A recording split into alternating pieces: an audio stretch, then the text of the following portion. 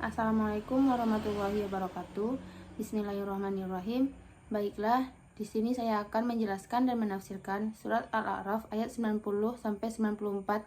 Baiklah, saya akan membacakan surat Al-A'raf ayat 90 yang berbunyi: A'udzubillahi minasyaitonirrajim. Bismillahirrahmanirrahim. Wa qalal mala'ul ladzina kafaru min qaumihi la inittaba'tum syu'aiban innakum idza la khasirun.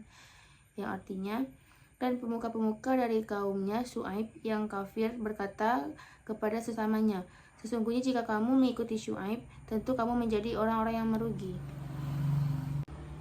Baiklah, saya akan membacakan surat Al-A'raf ayat 91 yang berbunyi: Bismillahirrahmanirrahim. Fa'akhazamhumu rajfatu fa'asbahu fi darihim jasimin. Yang artinya, lalu datanglah gempa menimpa mereka, dan mereka pun mati bergelimpangan di dalam reruntuhan rumah mereka. Selanjutnya, ayat 92 yang berbunyi: Bismillahirrahmanirrahim. Allazina kazzabu syu'aiban ka'allam yagnau fiha. Allazina kazzabu syu'aiban kanu humul khasirin. Yang artinya, orang-orang yang mendustakan Syuaib seakan-akan mereka belum pernah tinggal di negeri itu.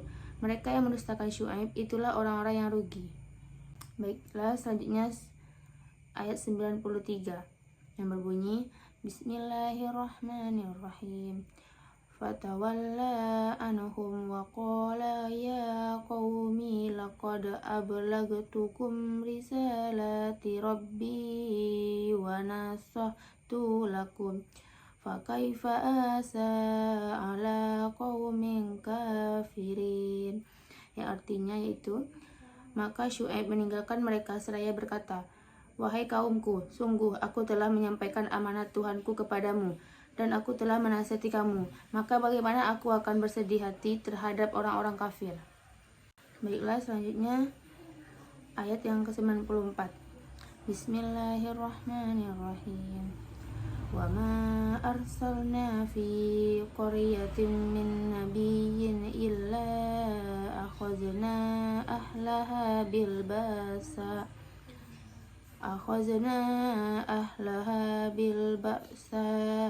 wad-dharra'i la'allahum yadarra'un. Yang artinya, dan kami tidak mengutus seorang nabi pun kepada suatu negeri, lalu penduduknya mendustakan nabi itu, melainkan kami timpakan kepada penduduknya kesempitan dan penderitaan agar mereka tunduk dengan merendahkan diri. Shadaqallahul azim. Surat Al-A'raf ayat 90-94 mengisahkan penolakan kaum Nabi Syuaib terhadap ajaran yang beliau sampaikan. Dalam ayat 90, para pemuka yang kafir dari kaum Nabi Syuaib memperingatkan masyarakat agar tidak mengikuti beliau dengan mengatakan bahwa mengikuti Nabi Syuaib berarti akan merugi.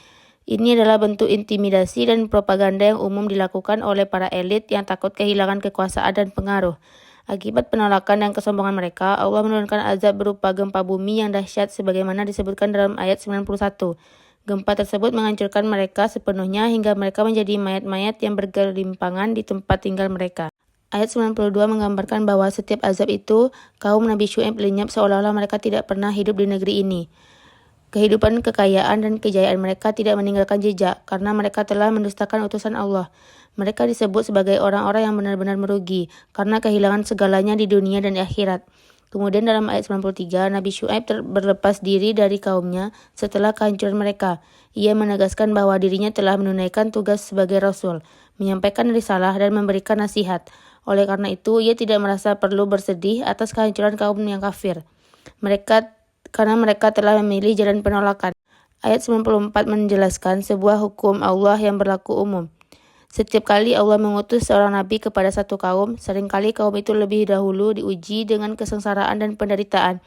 Hal ini bertujuan agar mereka merenung, menyadari kesalahan mereka dan merendahkan diri kepada Allah. Dengan kata lain, musibah yang datang tidak selalu merupakan hukuman, tetapi bisa menjadi peringatan dan panggilan untuk kembali kepada jalan yang benar. Ayat-ayat ini memberikan pelajaran bahwa kesombongan dan penolakan terhadap kebenaran akan berujung pada kehancuran.